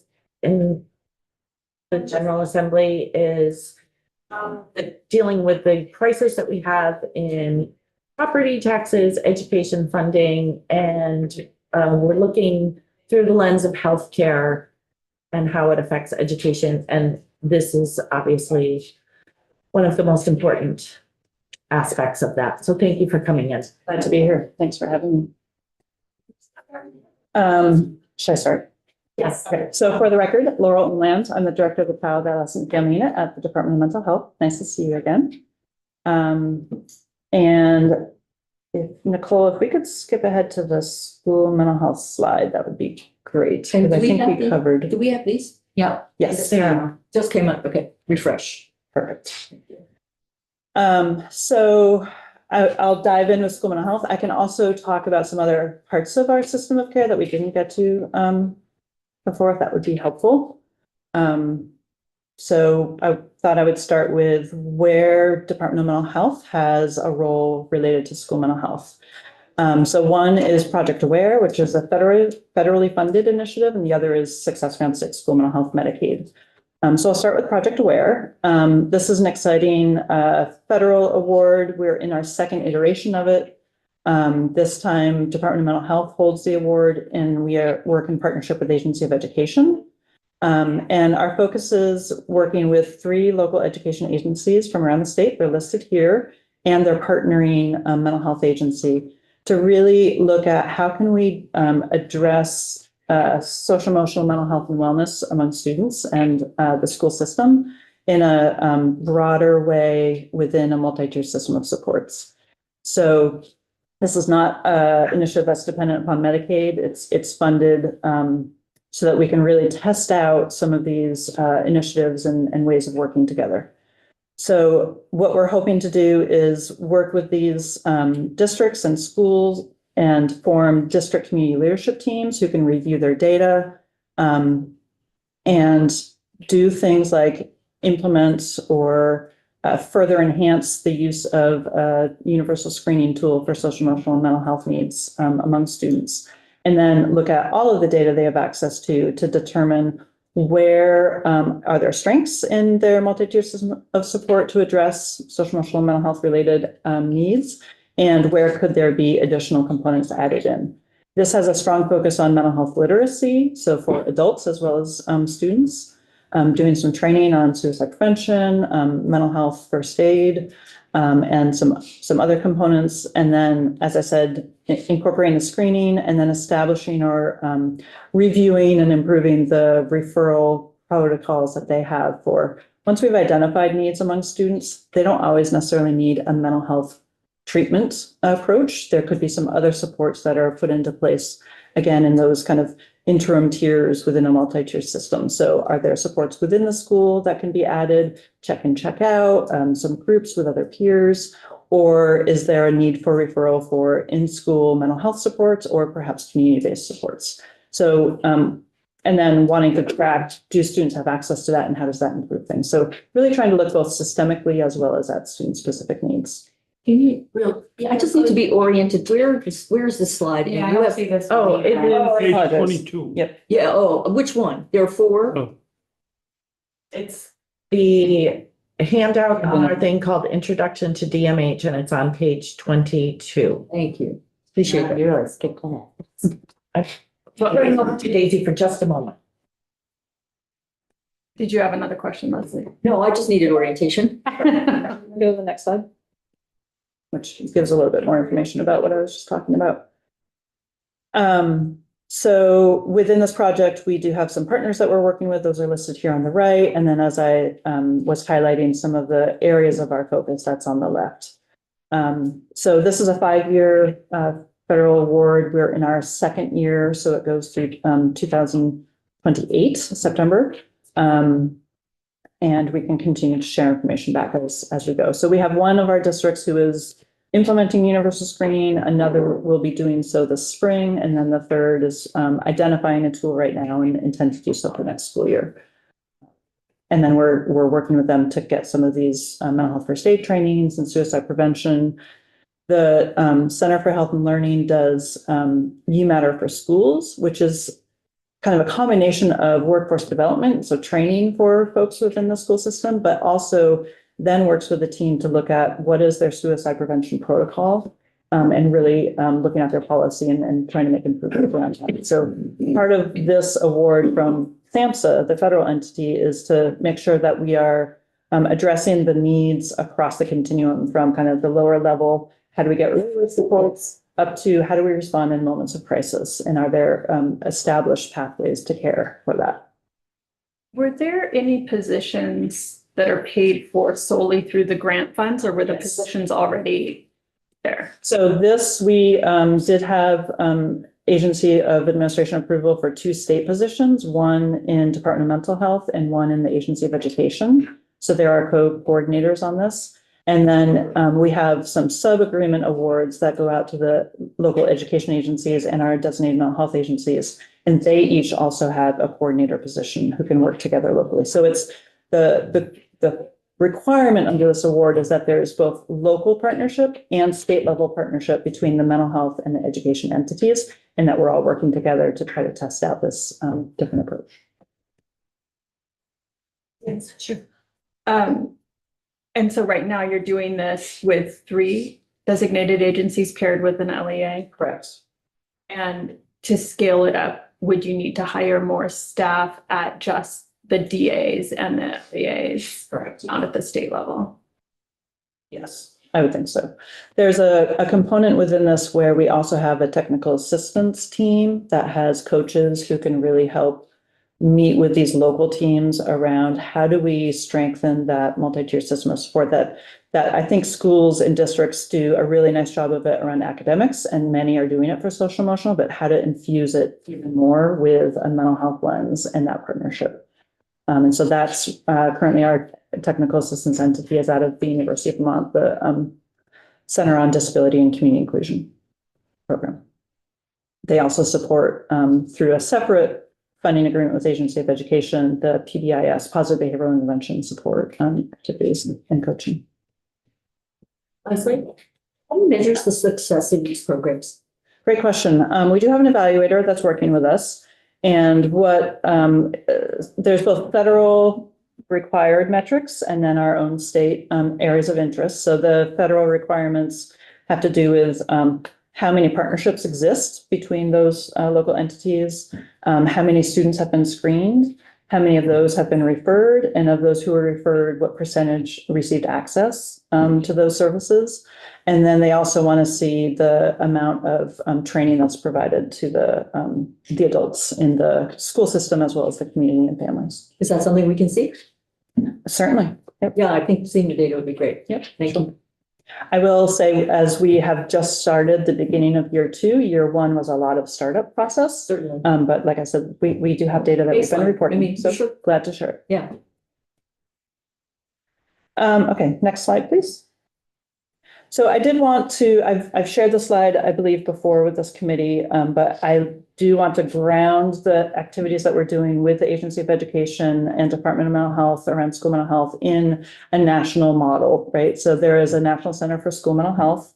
And there are these components of what does it mean to have a comprehensive mental health system? And so I just wanted to share this. We don't need to go into great detail, but it does talk about workforce development, engaging families with schools, conducting needs assessments and doing resource mapping. We are doing that through Project Aware, making sure that this is embedded within that multi-tier system of support. And then that there is screening that happens on a more universal level. Evidence-based practices are a component of this. So once you have some of your data, you can start to identify what's the need to respond to those, or what type of programming could respond to those identified needs, being able to access data in a timely way, and then the funding that can support this. And there's acknowledgement at the federal level that the funding for school mental health is not a single source of funding, that is typically multi-pronged approach to funding. Next slide. So one of the ways that we do that here in Vermont, we have a very long history of this local partnership between our school districts and our designated mental health agencies under Medicaid. And that's the Medicaid program is called Success Beyond 6. The reason it's called that is we used to have an early childhood program called Success by 6. People are often confused about the name, but so this is about once children hit the school age, how are we continuing to support them and accessing supports in the settings that they spend a lot of time in, which is schools. So this is a Medicaid program that Department of Mental Health oversees, and it starts with a local agreement between a school or a district and their community mental health agency to identify what are the needs, what are the requested services. They have a contract between the two of them. And then Department of Mental Health contracts with each designated agency for all of those agreements that they have to be able to use Medicaid to support those services in schools. So I do want to reiterate, this is for Medicaid covered students, for Medicaid covered services within schools. And we have different structures for this. Again, I think I've talked about it here before, but just to remind you, there's a clinical services program. So school-based clinicians is a part of this. A behavioral intervention program is a part of this. Those are primarily provided in public schools. And then we have a third program called our Concurrent Education, Rehabilitation and Treatment. We call it CERT, C-E-R-T.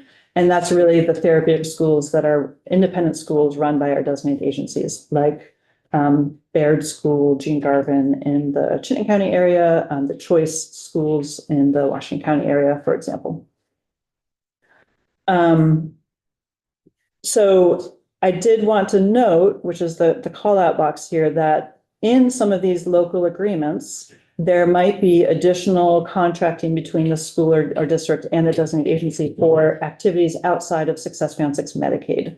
So a school might also contract for services for non-Medicaid enrolled students or for activities that aren't covered by Medicaid, like training or consultation within the school.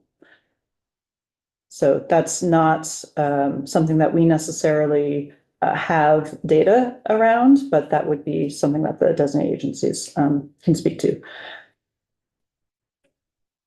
Next slide. So these are some of the numbers. I think there was interest in understanding, you know, how I'm sorry. This slide, just when she's ready. Okay, thank you. how many schools and districts are participating in Success Beyond Six. I need to clarify with this and with some additional information that was sent to you. This is based on information that's reported to DMH based on the local contracts. It does not necessarily reflect how many of these positions are actually filled. So there might be some point in time differences. And we also know that there are instances where the local school and designated agency agree that there needs to be a behavioral interventionist or a school-based clinician, and there's a delay or maybe an inability to fill some of those positions. So while we can say this is where there are agreements under Success Beyond Six, and then we look at what those agreements translate into for dollars, we have been more historically, especially since the pandemic, underspending in our Success Beyond Six because of the inability to fill some of those positions or fully provide the services as intended at the beginning of the school year. How many schools do we have? That's always a hard number to nail down. It's 200 and I don't have it in front of me. I apologize. I feel like if we were on education, we would know that, but. And whether you count the voc tech and, so it's like, how are you defining it? So you can see that the darker color columns here are any Success Beyond Six present. And then the lighter colors are whether they have a school-based clinician, because that role has a broader impact than the more intensive role of a one-on-one behavioral intervention provider. And then it's broken out into public schools versus supervisory unions. And there are some regions that have through their collaborative partnerships, have decided to have the contracts at a district level as opposed to a school level, so that there can be some adjustments as needed during the school year to move some of those positions to other locations. So to just look at a list of what schools have contracts wouldn't necessarily be fully representative of how many are actually engaged and then receiving Success Beyond Six services. I'm sorry, Leslie, you had a question on this slide. Yeah, and I'm thinking I'm understanding, but I'm just looking for help. So from 2020 to 2025, it looks like there's a real decrease in the presence in schools, both at the public school level and the supervisory union level. And I know in my district, southern part of the state, they have had to go out inside the DA system to hire people in order to provide services, which then take education dollars rather than healthcare dollars. And I was hoping that you would speak to this decline and what DMH is thinking about how supervisory unions are not getting what they need from the local DAs and have to go that path. So I think there are a bunch of different factors in here. It's not one single thing. Certainly the pandemic and the impact of that is a piece of this. And what I have heard anecdotally is that there have been significant challenges in workforce recruitment and retention, including in the school-based mental health services for the designated agencies. And so, as I said before, if an agency and a school have an agreement to pay for or purchase certain positions, and then the designated agency isn't able to fill that, or someone has left and they can't refill it, that might lead a school to take the action that you just talked about and go outside of Success Beyond Six and either hire someone directly or bring in a private provider to provide that service instead. And so that might impact their contracts for the next year. I will say, even before the pandemic, we would see fluctuations, and I would hear from designated agencies that this district has decided to not do Success Beyond Six contracting for a school year. And then following that, they decide to do it again. I think there's some kind of testing out what would it be like if we were to hire someone ourselves and be able to make decisions and be, be able to fill this position. And then a realization of there are pros and cons and different experiences of when you have someone who's a school hired position for mental health provision of services versus a designated agency. And so I think some have realized that it actually is beneficial to have that partnership where the designated agency can do that Medicaid billing, provide clinical supervision to those positions. So we see fluctuations over time. Some of this is also very local relationship driven. And when there's turnover in different positions, whether it's at the designated agency or the school system, that also can impact some of this. So I do think that some of the work that I believe we've talked about before and can certainly share again as needed around workforce retention and recruitment efforts that have occurred over the years is one way that we're trying to address this. So some, funding for retention bonuses, recruitment, those type of things is a piece of this. If I may, Should we be saving our questions for maybe the designated agency that represents? yes and this? no. This is a DMH question. Okay. Is your preference, how would you like in the best of all universes this model to look?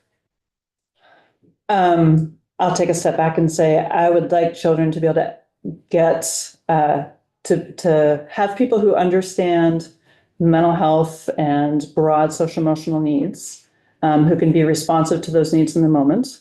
And if there's to be able to identify what students' needs are and connect them with supports as quickly as we can. And that might be, like I said before, not necessarily a mental health provider support, but someone else in the school building who can do a check-in or check-out. So I would like to have a school climate that values this, recognizes it, has a workforce that understands, and has an ability to partner with and get kids connected to services, whether it's in the school or out of the school. I do think there is a strength in the community mental health school partnership because for a mental health provider to be able to have access to clinical supervision, a psychiatrist for consultation, to be aware of what other services are available and options, and to understand that broader system of care, I think that can strengthen what I just explained about getting kids connected. I also think, there is school choice, and I think sometimes schools will need to be able to make their own decisions on some of this. But I think Success Beyond 6 has existed and been a strong resource for our state for a long time for a reason. And when I talk with my counterparts in other states or a technical assistance entity that we're working with right now around school health services Medicaid, they see this as a unique strength for Vermont that other states don't necessarily have. So your preference is that the model stays within DMH and not outside contractors. That would be your goal. Maybe. I want this to be a strong option for schools and districts. Thank you. Sure. Did you want to clarify? Yeah, just to clarify, I wasn't sure when you say the model, Leslie, are you talking about Project Aware? Or are you talking about the funding model for SB6? I'm talking about the structure of how we provide mental health in our schools. Okay. And that's what I was thinking about. Does it come from the outside, or does DMH want it to be through that? If I may add, I do think, and actually if we can go, next slide is about how many students have been served. And I will say, I want to get to another response, which it's on a future slide. This is the number of students who are open to the designated agency for school mental health services and receive services. It does not necessarily reflect the students who might be impacted by a clinician within a school who's engaging with a teacher about classroom management or talking with a teacher about how do they manage their own stress to be able to respond effectively to students. And that does happen. There's some of those informal activities, or a designated agency where under that contract with the LEA is providing training to teachers who then can carry out responses to students as needed. So this is really about those who receive the Medicaid service. if we can skip this one and maybe I'll go back to it, but to the next one, I did want to acknowledge there are different structures for providing school mental health. I think that the use of Medicaid and maximizing that as much as we can is an essential piece. And that's the work that DMH is trying to do with our designated agencies, but also with our Medicaid policy team to really understand. There's been some new guidance issued by Centers for Medicare and Medicaid Services about school mental health and how can we ensure that Medicaid is covering as much as it can. That we want to understand how that applies to Success Beyond 6, not just the school health services Medicaid that Agency of Education is responsible for. At the same time, there are limitations to Medicaid, where, as I said, it's for Medicaid enrolled students. It's for Medicaid covered services. And so I think in an ideal world, there's also a way that we can provide that systems level engagement with a mental health expertise at the table, where that's not necessarily covered by Medicaid. And so we've been trying to leverage other federal dollars like Project Aware to do that. And I think there are some examples where some schools or districts and designated agencies are also trying to figure out how to bring in those roles. Within our school-based clinician Medicaid case rate, we have a monthly case rate for that. It's not a fee per service. There is some flexibility to be able to do that systems level work, but it is limited because they still have to provide a minimum amount of services to a minimum number of students to draw down their case rate. So we have tried to, as I said, kind of flex and stretch as much as we can within Medicaid to be able to do some of that work. But I think there are benefits to have that mental health expertise at the table with schools as they're doing their planning. This is a really helpful slide. Great. Appreciate it. Thank you. If we can go back on the slide. Lori. So, yeah, sorry, on that, obviously there's a big discussion about, right, like education and where the funding is. And what you just said, we all know, but it's always good to hear it. And I missed the connection, right? It's for Medicaid students. So there's always going to have to be some funding locally from the schools for non-Medicaid. Okay, I just want to be clear about that because I think that's important for people all throughout the building to hear. Thank you. You're welcome. If we could go back up a slide.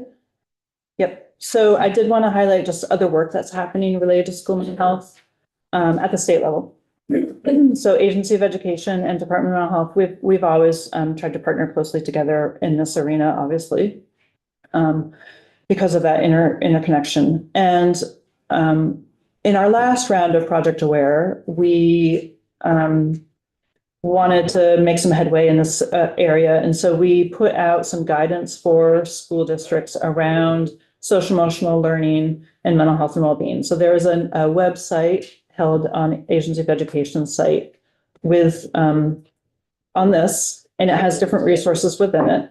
There is a toolkit around providing school mental health in Vermont. We have I didn't put it on here. That was an oversight. I can get it if needed.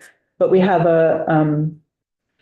funding options for social emotional learning and mental health related activities. That's really like a flow chart of decisions. Just, what type of activity are you looking to fund? And that might point you to some funding options, whether it's title funds under the federal title funds that Agency of Ed has, or Success Beyond 6, or other funding options.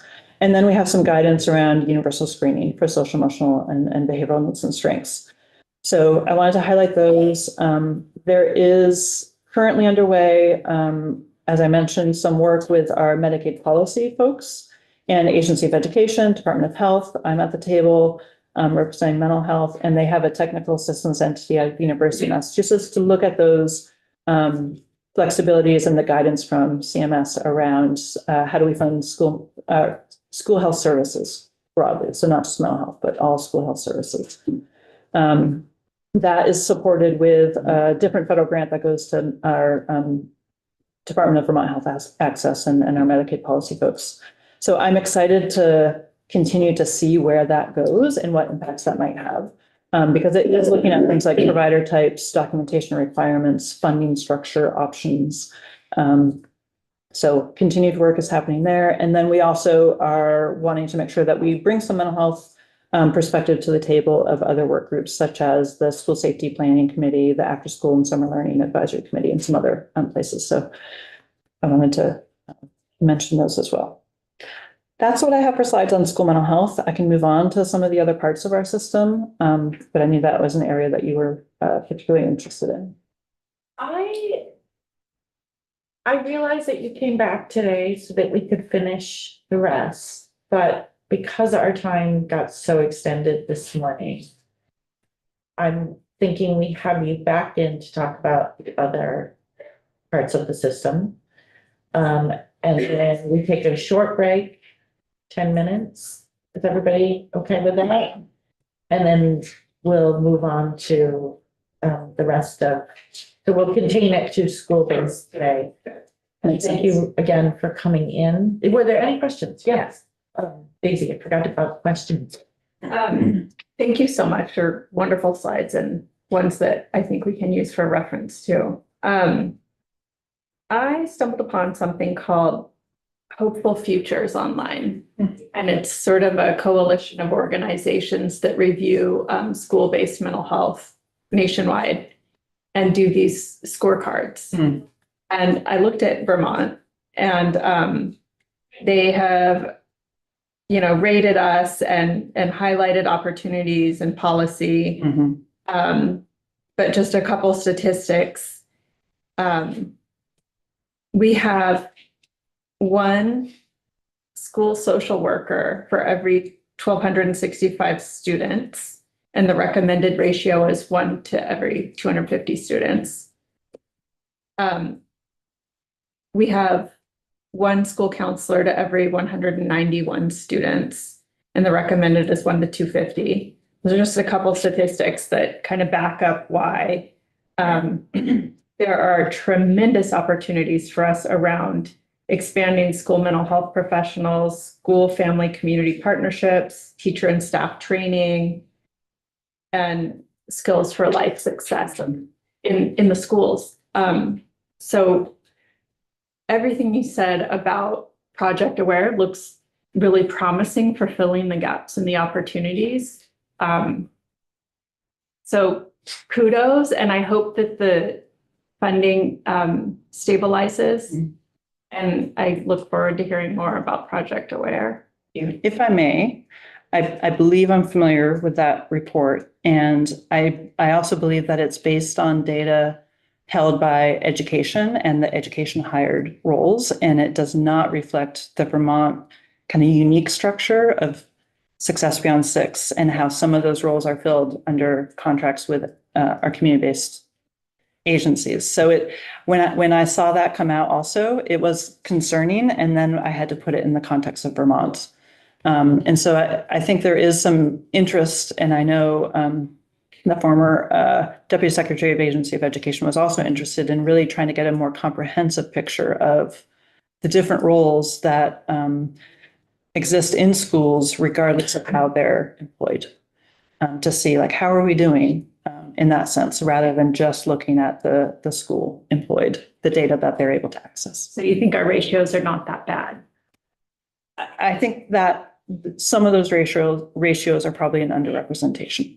The school counselor positions, I can't speak to because I do believe those are all part of the school enrollment, school employment.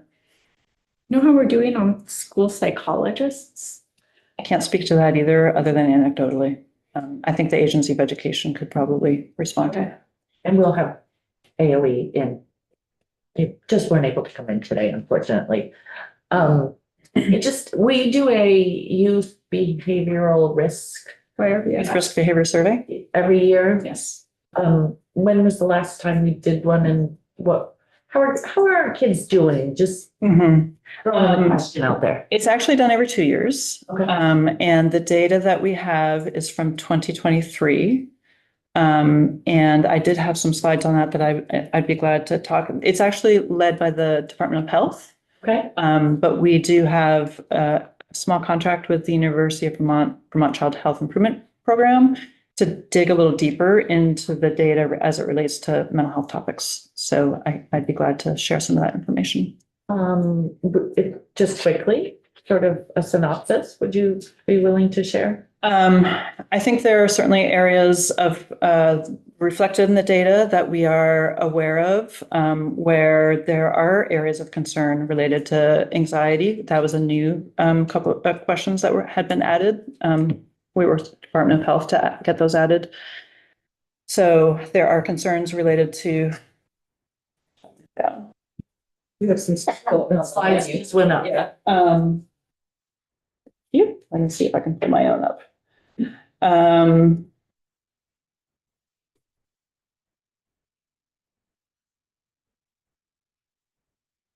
Okay. So we know about a third of Vermont high schoolers say that their mental health was not good most of the time or always. And that we can break that down into who said most of the time and who said always, but a third of high schoolers are indicating mental health is not good most of the time or always. That is higher, over 50%, it's about 54% for students who identify LGBTQ. So those are areas of concern. We know that there are certain student populations that are struggling more, and some of that is about being both recognized, but also what supports are in place. Do they feel a part of a community? Do they feel like there's an adult who they can connect with and talk with? In here, we also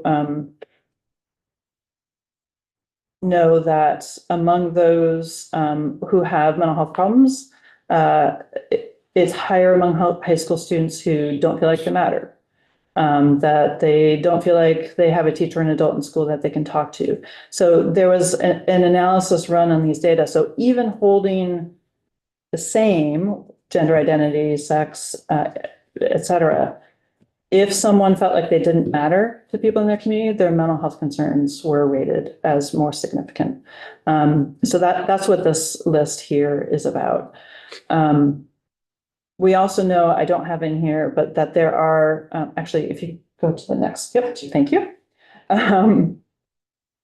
For those who don't feel like they matter in the community, they were rated higher in each of these areas of, they felt more sad, they felt more anxious, they had planned suicide.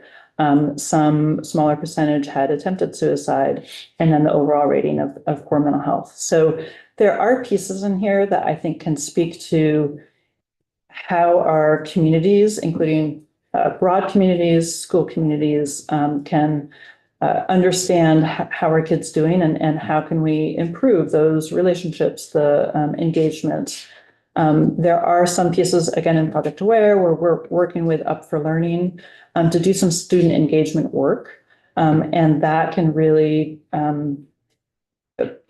help get students connected to understanding what are the challenges within their own school that their own students and peers are saying, and what initiatives would they propose to help address that. So there's some really exciting ways of having student input in helping to address and figure out how to improve this. Thank you. Thanks for expanding on that. And thank you, Laurel. This is great. And I love the February slide deck. We can go off of live.